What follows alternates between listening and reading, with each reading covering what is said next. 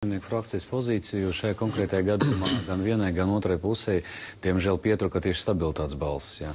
Un tā rezultātā mēs nebijām gatavi atbalstīt nevienu otru kandidātu, bet es domāju, ka tā virzība bija absolūti pārliecināta, kā tā, stabilitāte vai nepiekritīs. Mēs tur gan jau... Pietrūka balsis, vai tad tas nozīmē, ka ir patiesi te viens cits ieraksts šodien arī tīklos no man kolēģi no citu mēdīju, ka Nacionālā apvienība ir pielēmusi vēl pirms šī paziņojuma, pielēmusi atklāto balsojumu, brīvo balsojumu, respektīvi, un kur varētu balss sākt nepietikt Bērziņkungam.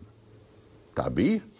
Nacionālā apvienība uzskata un uzskatīja arī iepriekš, ka abi kandidāti, ja, tad mēs piedalījāmies gan Bērziņkunga izvirzīšanā, gan ir frakcijā viedoklis, ka arī Kazākungs. Līdz ar to mēs arī, ņemot vērā, ka mēs atbalstam, un ar abiem ir bijusi veiksmīga sadarbība, mums arī būtu deputāti, kas atbalstītu vienu un otru. Jā. Kas tiešām nozīmē tas, ko Rosļiko kungs saka?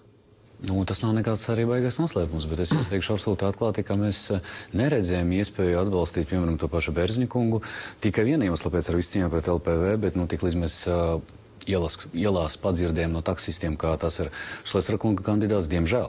Mēs bijām spiesti vienkārši distancēties, jo es atceros vienu... Ko tie taksisti vēl teica par to kandidātu? Vienu prezidentu, ko jau mēs mēģinājām ievēlēt ar Šlesera kunga palīdzību, tas ir bijis otrais piegājiens, tā kā mēs jau šādā spēlēs noteikti nepiedalāmies.